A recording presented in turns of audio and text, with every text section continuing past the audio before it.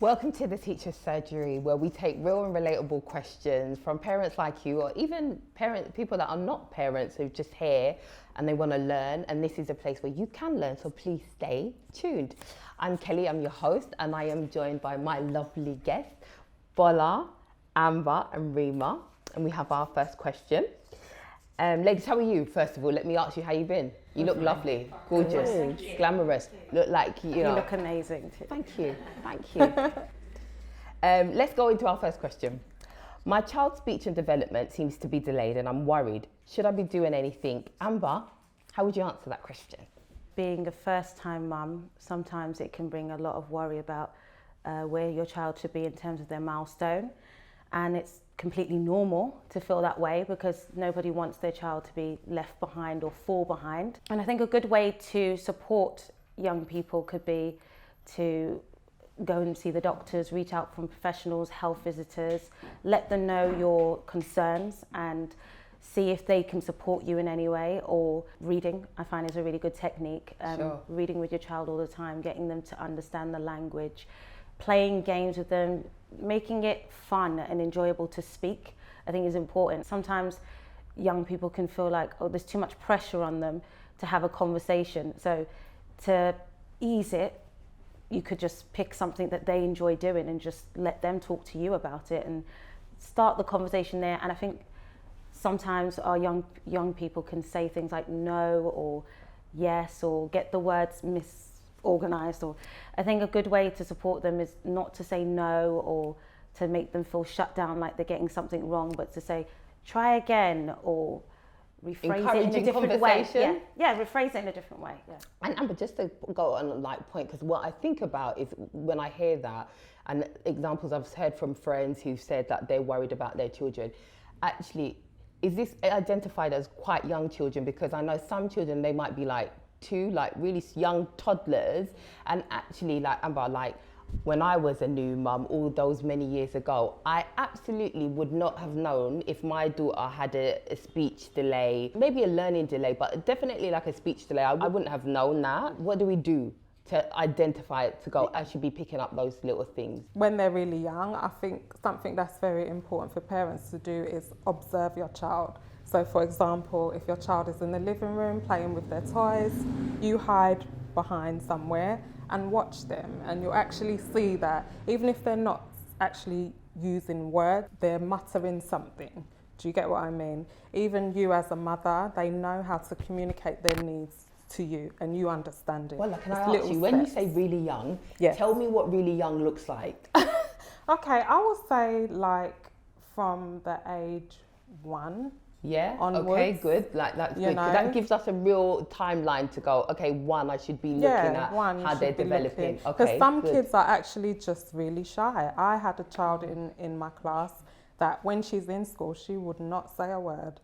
But when she's at home, she's everything. Her mum actually recorded it one day and brought it in, and we were all so shocked. Oh wow! You know, so some children, it's just shyness. Or they've been told when you're at school, behave. Yeah, and like, exactly. You know, there's a way to behave, and that's or fear of the teacher, maybe not feeling comfortable in the classroom. It could be loads of things. You could also look at key indicators online, and just there's loads of websites where you can see like your child's milestone and see what is expected of them. But we know every child learns at a different level and develops at a different stage.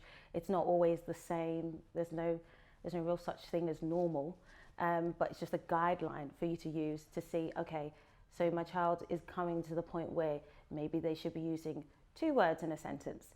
So you might be that person, you go for a walk with your child and you just say, green tree, blue car, and you just say those words and you're stimulating your child's mind without even knowing. They are picking up on these words, and before you know it, they've got a whole bank of words. And quiet. How would you answer that question? Should a parent be worried? As a parent, you're always told like, you know, you're going to have parents' intuition. And I do believe in that. You are going to know if there's something that you should be looking into a little bit more. I think a good place is just to make sure that you attend all the, you know, I don't know what they call them actually. They're the milestone sort of appointments with your health visitors.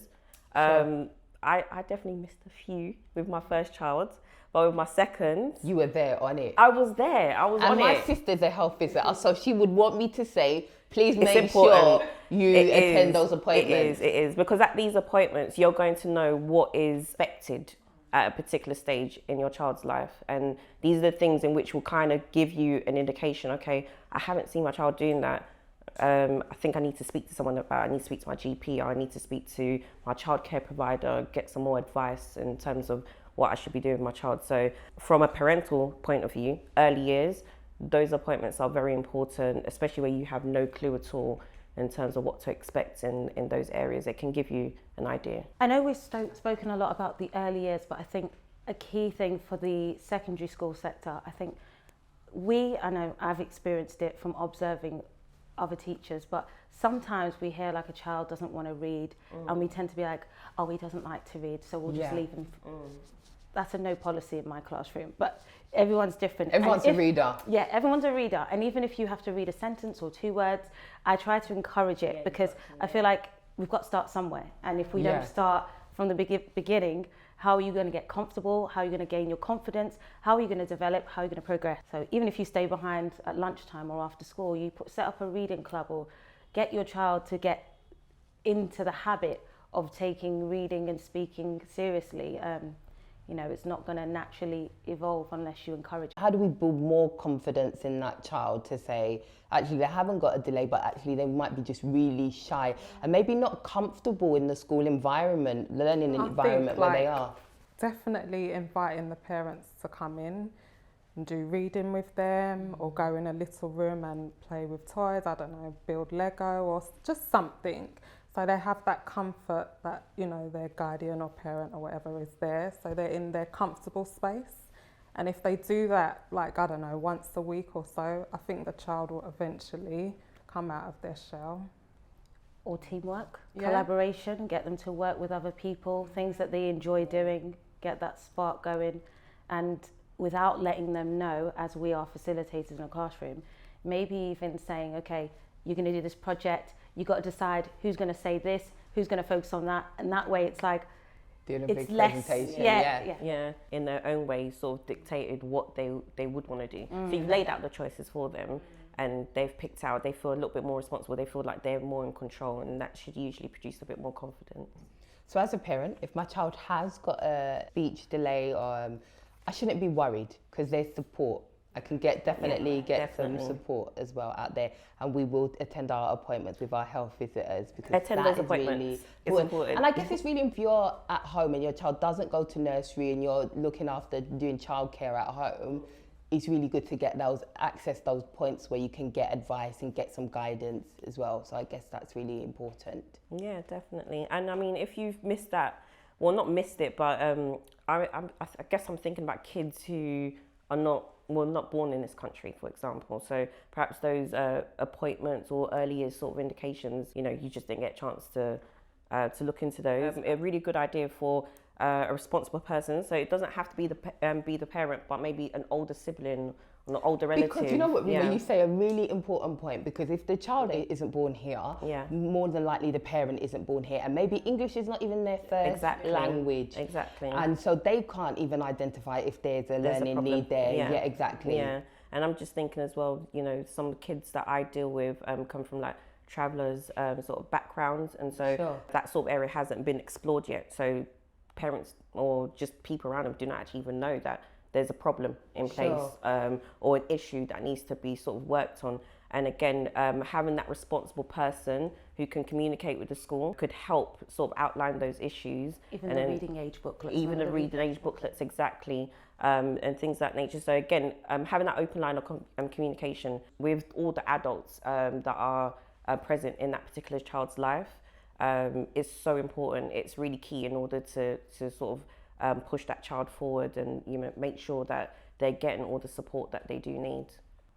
I think just to round up, it's about knowing that that child is always going to have support from parents, healthcare, teachers. There's so much out there. It's just the parent not to feel afraid to ask questions, and they shouldn't feel ashamed as well. It's normal. definitely. We all feel this, you know. Yeah, and we're all learning together. we're safe-based, and I love that we are learning together. So thank you, ladies. I felt like that was a really knowledgeable round tour of what to do. And I think what's really important is that actually, Amber, what you just said to close off this question is that you shouldn't feel worried, but you should also recognize that actually if there is an issue, that there is support out there. So don't be worried, there will be places where you can access some support for your child, and saying that you can get all adults that are involved in that child's life involved in how do we facilitate where a young person feels like they can thrive and encourage. So I love that. Thank you, ladies. As we do on every episode, we have a bonus round question. I feel like there's way too much green here. Way too much green, but it might be a thing because of the sofa. I'm going to let Amber choose because she's in the middle and she's smiling. So you want me to take a green? No, I didn't. I absolutely didn't. Okay, so my son or daughter is not interested in school and would rather spend their day playing video games or sports. How can I get them interested in school? Ooh. Games. Go for it, Ryma. Don't buy them. You know don't buy them. No, don't buy them. We can play games. You can have games. You can. But you're going to get a reading game. You're going to get a That's game it. that incorporates some sort of learning. You will learn. You will learn, and that's that. Whether you know it or not, it could be done subliminally. You don't even need to know You're going to learn what's happening, something. but you're learning. Okay, so video games are fine. Yeah, educational games. Educational games, but if it's on PlayStation, You can balance it. I'm You can sure, balance we it. can even reward you, wow, you did that, Pick a game of your own choice this time. And without telling them that this is not an educational game. Because I think they start developing that idea of, this is it's like you put it in their head. For me, it is good to obviously educate your child at home, but I feel like when a child is at home, they're at home. Yeah, when a they child do is need at that. school, they're at school. For some parents, some parents would agree, some parents wouldn't.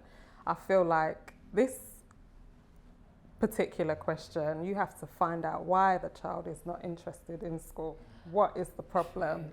But I think that, at one point or the other, we were all just not interested in school. Yeah, definitely. Given the chance. Definitely. Given the chance, but we're going to stray know away. why we wasn't. I know why I wasn't interested. I know why in as some well. I subjects. definitely. I was interested in school.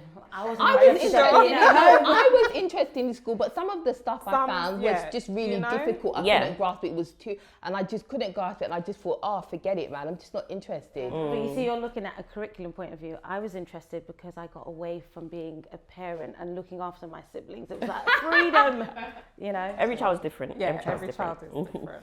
Thank you, ladies. That was a good little roundup of the whole talk that we've had today. Family, that's the end of this episode. If you have any questions, please put them down in the comment box below. But as always, please like, follow and subscribe. Until next time, bye.